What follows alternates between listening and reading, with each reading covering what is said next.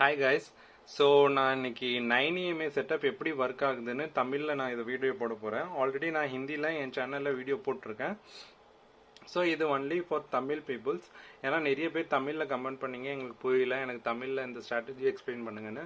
So நான் இதை தமிழில் உங்களுக்கு போடுறேன் உங்களுக்காகவே. ஸோ இது ஒன்றுமே கிடையாது. சார்ட் எடுத்துக்கோங்க, அதில் போய் இங்கே இண்டிகேட்டர்னு ஒரு ஆப்ஷன் இருக்குது, அதை கிளிக் பண்ணுங்கள்.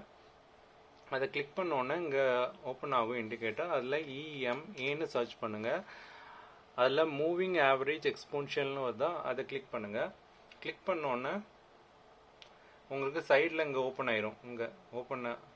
ஸோ EMAன்னு வந்துடும். அதில் போய் செட்டிங்கில் வந்து நீங்கள் லென்த்தை மட்டும் 9 வச்சுட்டு இங்கே ஓகே கொடுங்க. அவ்வளோதான். உங்களுக்கு இந்த ப்ளூ கலர் லைன் தெரியுதுல, வெயிட் ஒருத்தர் காமிக்கிறேன் உங்களுக்கு. ஸோ இந்த ப்ளூ கலர் லைன் உங்களுக்கு தெரியுதா? இந்த ப்ளூ கலர் லைன் தான் 9EMA. ஓகேயா? ஸோ இந்த 9EMA தான் எப்படி ஒர்க் ஆகுதுன்னு உங்களுக்கு காமிக்க போகிறேன். So wait. ஸோ 9EMA இப்படி வந்ததுக்கப்புறம் இந்த 9EMAக்கு சப்போர்ட்டில் எந்த கேண்டில் ஃபார்ம் ஆகுதோ, இப்போ பார்த்தீங்கன்னா 9EMA டவுன் ட்ரெண்டில் போயிட்டு இருக்கா. ஸோ அதுக்கு கீழே ஒரு புல்லிஷான கேண்டில் ஃபார்ம் ஆயிருக்கு. இங்கே தெரியுதா அந்த கேண்டில்? ஸோ இது 9EMA டச் பண்ணிட்டு 9EMA கீழே தான். இங்கே பாருங்கள், இதெல்லாம் பாதி மேலே பாதி கீழே. ஸோ இதுவும் கன்ஃபர்மேஷன் கிடையாது, இதுவும் கன்ஃபர்மேஷன் கிடையாது. இங்கே நல்ல ஒரு புல்லிஷான ரெட் ரிஜெக்ஷன் எடுத்திருக்கு. அதுக்கப்புறம் பார்த்தீங்கன்னா அதோட ஹையை பிரேக் பண்ணிட்டு அதோட லோவை பிரேக் பண்ணிட்டு கீழே வந்திருக்கு. அப்படின்னா எங்கே ட்ரேட் எடுத்துருக்கணும்னா நம்ம இங்கே. ஓகேயா? ஸோ அதோட லோவை பிரேக் பண்ணிட்டு இந்த கேண்டில் வெளியே வந்து பிரேக் ஆயிருக்கு. ஸோ நம்ம இங்கே ட்ரேடு என்ட்ரி எடுத்துருப்போம். நம்மளோட SL ப்ரீவியஸ் கேண்டிலோட லோ கூட வச்சுக்கலாம். மேக்ஸிமம் உங்களுக்கு சின்ன ஸ்டாப் லாஸ்னா ப்ரீவியஸ் கேண்டில் லோ வச்சுக்கோங்க. இல்லைனா இந்த மாதிரி ஸ்விங்கில் தான் SL வரும். எப்போதும் ப்ராப்பர் SLனா ஸ்விங்ஸில் தான் வரும். உங்களுக்கு குட்டி SL வேணும்னா ப்ரீவியஸ் ஓட கேண்டில் வச்சுக்கலாம். ஸோ பார்த்தீங்கன்னா அதுக்கு அகெயின்ஸ்டாக நீங்கள் உங்களோட டார்கெட் மட்டும் பாருங்கள். அதுக்கப்புறம் ஒரு கேண்டில் கூட 9EMAக்கு மேலேயே வரல. எல்லாமே சப்போர்ட் எடுத்துகிட்டு அப்படியே 9EMA கீழே வந்துச்சு. ஸோ இங்கே தான் நிறைய பேர் ஹோல்ட் பண்ணுறவங்க இங்கே வேணால் ட்ராப் ஆகிருப்பாங்க. அதுவும் ட்ராப் ஆக மாட்டாங்க. உங்களுக்கு இங்கே ப்ராஃபிட் போயிட்டு இருக்கும்போது நீங்கள் உங்களோட SLஐ மெதுவாக ட்ரையல் பண்ணிகிட்டே வரலாம் இப்படி கீழே. ஓகே, அந்த மெதுவாக ட்ரையல் பண்ணிகிட்டே கூட வரலாம். பட் ஆஸ் எ ஸ்கேல்பர் நான் இவ்வளோ நேரம் ட்ரையல் பண்ண மாட்டேன். எனக்கு 2-3 கேண்டில் நான் வெளியே வந்துடுவேன். இது நான் யாருக்கு சொல்கிறேன்னா, ஹோல்ட் பண்ணுறவங்க யார் ஹோல்ட் பண்ணுவாங்களோ அவங்களுக்காக தான் இது சொல்கிறேன். ஓகே, இது ஒன்று ஆயிடுச்சு. நீங்களே நிறைய பார்த்துட்டே வாங்க. இது இன்னைக்கு உள்ள ட்ரேடு.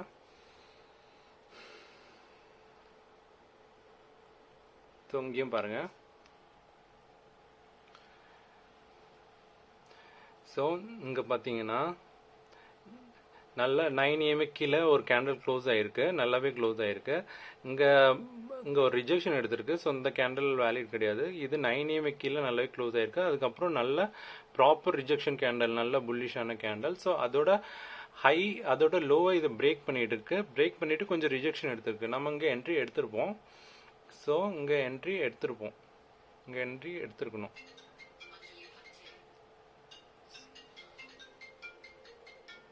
ஸோ இங்கே நம்ம என்ட்ரி எடுத்திருக்கோம். ஸோ நம்மளோட SL எங்கன்னா ப்ரீவியஸ் கேண்டலுக்கு பின்னாடி, ப்ரீவியஸ் கேண்டலில் தான் நம்மளோட SL. ஸோ நம்ம இங்கே இந்த பிரேக் பண்ணோன்னே என்ட்ரி எடுத்திருப்போம். அதுக்கப்புறம் ஒரு கேண்டலும் 9EMAக்கு மேலே க்ளோஸ் ஆகலை. 9EMAக்கு மேலே சப்போஸ் க்ளோஸ் ஆகிருந்துச்சுன்னா நம்ம எக்ஸிட் ஆகிடணும். ஸ்டாப் லாஸ் எடுத்துகிட்டு நீங்கள் வெளியே வந்துடணும். நான் எல்லா ட்ரேடும் 100% ஒர்க் ஆகும்னு சொல்ல, ஆனால் 80% அக்யூரேசி இருக்குது. நீங்கள் எப்போ வெளியே வரணும்னா, இந்த 9EMAக்கு மேலே ஏதாவது கேண்டில் க்ளோஸ் ஆயிடுச்சுன்னா நீங்கள் ஸ்பாட்லேயே அந்த ட்ரேடை கட் ஆஃப் பண்ண பாருங்கள். அதுக்கப்புறம் மேபி நல்ல ட்ரேட்ஸ் கிடைக்கலாம். அந்த ட்ரேடை ஹோல்ட் பண்ணிடாதீங்க, திருப்பி கீழே வரும்னு. ஒன்ஸ் 9EMAக்கு மேலே எந்த கேண்டலும் க்ளோஸ் ஆச்சுன்னா நீங்கள் வெளியே வந்துடுங்க. ஸோ உங்கள் க்ளோஸ் ஆகலை. அதுக்கப்புறம் பாருங்கள் உங்களோட ரிவார்டு மட்டும். ஸோ இது ஆல்மோஸ்ட் 1:4 மேலே வரும்.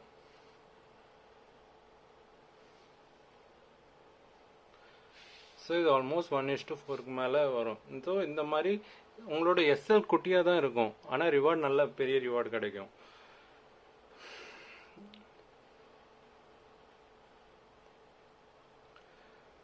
ஸோ இங்கே கூட பாருங்க ஒரு நல்ல ரிஜெக்ஷன் கேண்டில், அதுக்கப்புறம் அதோட லோவை பிரேக் பண்ணி கீழே வந்ததுக்கப்புறம் இந்த இந்த டார்கெட் மட்டும் பாருங்க, நல்ல டார்கெட். சப்போஸ் இப்படி யாராவது ட்ரேடை மிஸ் பண்ணிட்டீங்க, இந்த ட்ரேடை மிஸ் பண்ணிட்டீங்க, ஐயோ நல்லா போயிட்டு இருக்குன்னு இங்கே கீழே வந்து தயவு செஞ்சு பை பண்ணிடாதீங்க. அதுக்கப்புறம் ஒரு குட்டி ரிஜெக்ஷன் எடுத்தால் கூட நீங்கள் ஃபோமோவில் வந்து அந்த ட்ரேடை லாஸில் தான் கட் ஆஃப் பண்ணுவீங்க.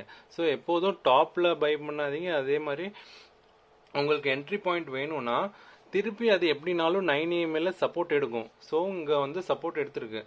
ஸோ இங்கே வேணால் நீங்கள் என்ட்ரி பாயிண்ட் எடுக்கலாம். திருப்பி அதுக்கப்புறம் எப்போ 9 EMAல வந்து டச் ஆகுதோ அப்போ நீங்கள் அங்கே வந்து ஒரு என்ட்ரி பாயிண்ட் பண்ணுங்கள். நீங்கள் அங்கே ஒரு என்ட்ரி பாயிண்ட் எடுத்தீங்கன்னா ஒரு குட்டி எஸ்எல் தான் இருக்கும். நீங்கள் இங்கே என்ட்ரி எடுத்துட்டு இவ்வளோ பெரிய எஸ்எல்லாம் வச்சா நீங்கள் சீரியஸாக அந்த ட்ரேடை ஹோல்ட் பண்ணவே முடியாது. ஸோ எப்போ 9 EMAல வந்து அது டச் ஆகுதோ அப்போ ஒரு என்ட்ரி எடுங்க. அதுக்கப்புறம் வேணால் குட்டி ரிவார்டு கிடைக்கும். ஸோ எப்போதும் டாப்பில் போய் பை பண்ணிடாதீங்க. இங்கே ஒன்று அதே மாதிரி காமிக்கிறவங்களுக்கு இன்னும் நிறைய ட்ரேட்ஸ் இருக்கு. ஸோ இங்கே பாருங்கள். ஸோ இங்கே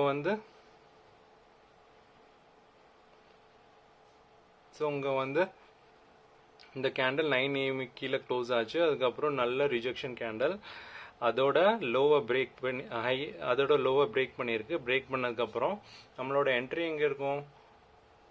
ஸோ இதுதானே நல்ல ரிஜெக்ஷன் கேண்டில். ஸோ இதோட லோவை பிரேக் பண்ணியிருக்கு. நம்மளோட எஸ்எல் ப்ரீவியஸ் கேண்டிலுக்கு மேலே. ஓகே, ஸோ அதோட ரிவார்ட் மட்டும் நீங்கள் பாருங்கள், உங்கள் லைவ்லேயே காமிக்கிறேன். ஸோ இதுதான் இதோட ரிவார்ட். ஸோ இவ்வளோ யார்கிட்டயாவது கெப்பாசிட்டி இருந்தால் இவ்வளோ பெரிய ஹோல்ட் பண்ணுறதுக்கு யாருமே ஹோல்ட் பண்ண மாட்டீங்க. மேக்ஸிமம் சின்ன ப்ராஃபிட் எடுப்பீங்க, பெரிய லாஸை வேணால் ஹோல்ட் பண்ணுவீங்க. எப்போதும் அப்படி பண்ணாதீங்க. குட்டி எஸ்எல் கொடுக்க பாருங்கள். ப்ராஃபிட் எப்போதும் பெருசாக புக் பண்ண பாருங்கள். அப்போ தான் நீங்கள் மார்க்கெட்டில் சஸ்டெயின் பண்ண முடியும். இல்லைன்னா நீங்கள் ட்ரெயிலிங் எஸ்எல் வச்சுட்டு இல்லைனா காஸ்ட் வச்சுட்டு அதுக்கப்புறம் ட்ரேடை விடலாம். ஆனால் ட்ரேடை எப்போதும் லூஸ் பண்ணாதீங்க. நல்ல ட்ரேட்ஸை அப்போ தான் கிடைக்கும். ஸோ பெரிய ப்ராஃபிட்டை புக் பண்ண பாருங்கள். ஸோ அதே மாதிரி இங்கே பாருங்கள், இங்கே 9 EMAக்கு மேலே ஆனால் ஒரு ரிஜெக்ஷன் எடுத்து. ஸோ இங்கே ஒரு நல்ல புல்லிஷான கேண்டில் க்ளோஸ் ஆகிருக்கு. அதுக்கப்புறம் பாருங்கள், அதுக்கப்புறம் பார்த்தீங்கன்னா அதோட ஹையை பிரேக் பண்ணியிருக்கு இது. ஸோ நம்மளோட என்ட்ரி பாயிண்ட் இங்கே. ஸோ நம்மளோட எஸ்எல் இங்கே கொஞ்சம் பெருசாக தான் வருது. இந்த ப்ரீவியஸ் கேண்டில் கீழே தான். உங்களுக்கு எஸ்எல் கொஞ்சம் சின்னதாக வேணும்னா அதே கேண்டில் கீழேயும் வைக்கலாம், இல்லை ப்ரீவியஸ் கேண்டில் கீழே, இல்லை கொஞ்சம் பேர் ஸ்விங் கீழே தான். ப்ராப்பர் எஸ்எல்னால் எப்போதும் ஸ்விங் கீழே தான் வரும். ஸோ அதுக்கு அகெயின்ஸ்டாக ரிவார்ட் மட்டும் பாருங்கள் இங்கேருந்து. ஓகே, ஸோ இந்த மாதிரி. ஸோ கொஞ்சம் பேர் அதான் நான் சொல்கிறேன். இப்போ கொஞ்சம் பேர் என்னென்னா இங்கே வரையும் வந்ததுக்கப்புறம் என்ட்ரி மிஸ் ஆயிடுச்சு, என்ன பண்ணலான்னு இந்த டாப்பில் மட்டும் தயவு செஞ்சு பை பண்ணாதீங்க. அதுக்கப்புறம் ஒரு ரிட்ரேஸ்மெண்ட் எடுக்கும் 9 EMAல. திருப்பி 9 EMAல எங்கே டச் ஆகுதோ நீங்கள் அங்கே ஒரு என்ட்ரி பாயிண்ட் வேணால் ட்ரை பண்ணலாம். யார் ட்ரேட் மிஸ் பண்ணுறீங்களோ அவங்களுக்காக தான் சொல்கிறேன். டாப்பில் போய் தயவு செஞ்சு பை பண்ணாதீங்க. எப்போ ஒரு ரீட்ரேஸ்மெண்ட் எடுக்குதோ 9 EMAல டச் ஆகுதோ அப்போ ஒரு என்ட்ரி எடுங்க. மேபி அது உங்களுக்கு ஃபேவராக போச்சுன்னா அதில் உங்களுக்கு நல்லாவே ரிவார்ட் கிடைக்கும். சப்போஸ் இப்போது இந்த ட்ரேட் மிஸ் ஆகிருக்கு, நீங்கள் இங்கே வந்து 9 EMAல எடுத்துருந்தீங்கன்னா அட்லீஸ்ட் இந்த ப்ராஃபிட்டாவது நீங்கள் கேப்சர் பண்ணியிருப்பீங்களா? ஸோ அதுக்காக தான் சொல்கிறேன். ஸோ இது ஒன்று ஆயிடுச்சு. இந்த மாதிரி நிறைய உங்களுக்கு கிடைக்கும். ஒரு நாளைக்கு அட்லீஸ்ட் இப்படி 2 ட்ரேட்ஸ் கிடைச்சாலே நீங்கள் போதும். ஆனால் ஸ்கேல்பருக்குலாம் நிறைய ட்ரேட்ஸ் கிடைக்கும். யார் ஹோல்ட் பண்ணுறீங்களோ, இப்போது கொஞ்சம் பேர் ஹோல்ட் பண்ணுவாங்க. ஸோ அவங்களுக்காக தான் கொஞ்சம் கஷ்டம். மேக்ஸிமம் ட்ரேடை ஹோல்ட் பண்ணாதீங்க. இங்கேயும் பாருங்கள், ஒரு நல்ல புல்லிஷான கேண்டில் 9 EMAக்கு மேலே. அதுக்கப்புறம் அதோட ஹை பிரேக் பண்ணியிருக்கு. ஓகே, ஸோ இங்கே தான் ப்ரீவியஸ் கேண்டலோட இது சாரி இது வராது. Okay, sorry. ஸோ இங்கே பிரேக் பண்ணியிருக்கு. நம்மளோட எஸ்எல் இங்கே வருது. ஆனால் அதே கேண்டில் கீழே வச்சுக்கோங்க. எஸ்எல் வைக்கிறது எல்லாமே நீங்கள் உங்கள் ரிஸ்க் மேனேஜ்மெண்ட்டில் வரும். நீங்கள் எவ்வளோ எஸ்எல் எடுக்கலான்னு இருக்கீங்களோ அந்த ட்ரேடில் அவ்வளோ மட்டும் வைங்க.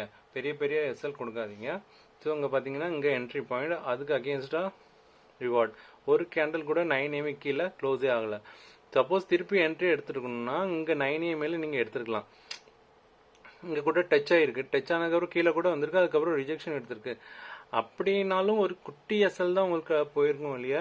நீங்கள் இங்கே எடுத்திருந்தீங்கன்னா இவ்வளோ பெரிய ரிஜெக்ஷனை நீங்கள் ஹோல்ட் பண்ண மாட்டீங்க, ஒரு பெரிய லாஸ் கூட உங்களுக்கு வந்திருக்கும். அதுக்கு தான் நான் சொல்கிறேன், எப்போதும் 9 EMI எப்பப்போ டச் ஆகுதோ அப்போ அங்கே ஒரு என்ட்ரி எக்ஸிக்யூட் பண்ணிக்கோங்க.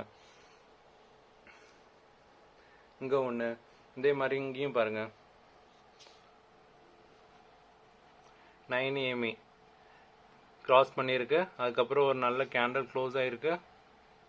9 EMIக்கு மேலே நல்லா க்ளோஸ் ஆகிருக்கு. அதுக்கப்புறம் புல்லிஷான கேண்டல், அதோட ஹை பிரேக் பண்ணல. இது திருப்பி எல்லாமே 9 EMIக்கு மேலே தான் போயிட்டு இருக்கு. ஓகேயா. ஸோ உங்கள் எப்போ 9 EMIக்கு டச் ஆகுதோ நீங்கள் ஒரு என்ட்ரி எக்ஸிக்யூட் பண்ணிக்கலாம். இங்கே எப்போ சொல்கிறேன், எப்போ 9 EMIயில் டச் ஆகுதோ ஒரு என்ட்ரி எக்ஸிக்யூட் பண்ணிக்கலாம். பார்த்தீங்கன்னா இங்கே நல்ல புல்லிஷான கேண்டல், நான் இந்த கேண்டல்லையே நான் ட்ரேட் எக்ஸிக்யூட் பண்ணியிருப்பேன். நான் எப்போதும் ஸ்விங் கீழே தான் வைப்பேன், இங்கே தான் எஸ்எல் வைப்பேன். ஸோ நீங்கள் குட்டியாக இங்கே வச்சுக்கோங்க. இங்கே வச்சுக்கிட்டிங்கன்னா இங்கே பாருங்கள், அதுக்கு அகெயின்ஸ்டாக ரிவார்ட், பெரிய ரிவார்டு தான் உங்களுக்கு எப்போதும் கிடைக்கும். நீங்கள் புக் பண்ணுறது பொறுத்து தான். அதுக்கப்புறம் நீங்கள் உங்களோட ட்ரேடை காஸ்ட் டு காஸ்ட் வைப்பீங்களோ, அதை ட்ரெயிலிங் எஸ்எல்ல வைப்பீங்களோ, அது எல்லாமே உங்களோட சாய்ஸு. ஆனால் குட்டி குட்டி எஸ்எல் வைங்க. நான் இப்போ வரையும் உங்களுக்கு ட்ரேட் காமிச்சிருச்சேன்.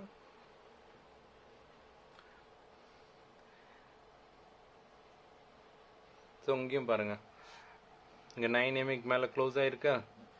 அதுக்கப்புறம் ஒரு புல்லிஷான கேண்டல். ஓகேயா, புல்லிஷான கேண்டல் வந்திருக்கு. அதுக்கப்புறம் ஒரு குட்டி ரீட்ரேஸ்மெண்ட் கொடுத்துருக்கோம். நீங்கள் இங்கே ஒரு குட்டி, அதுக்கப்புறம் புல் பேக் கொடுக்கும் போது இதோட ஹை பிரேக் பண்ணியிருக்குங்க. ஓகே,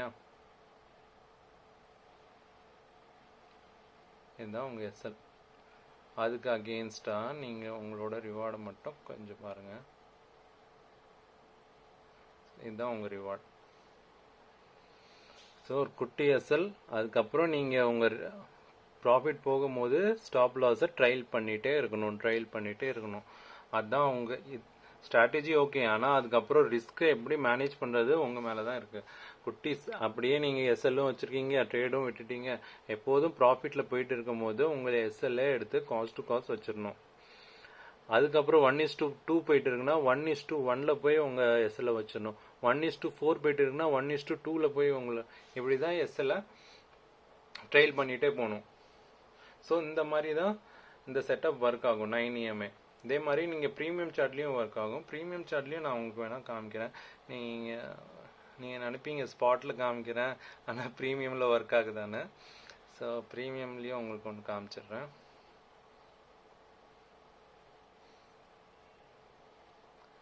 ஸோ இன்றைக்கே பாருங்கள் இந்த கேண்டலாம்.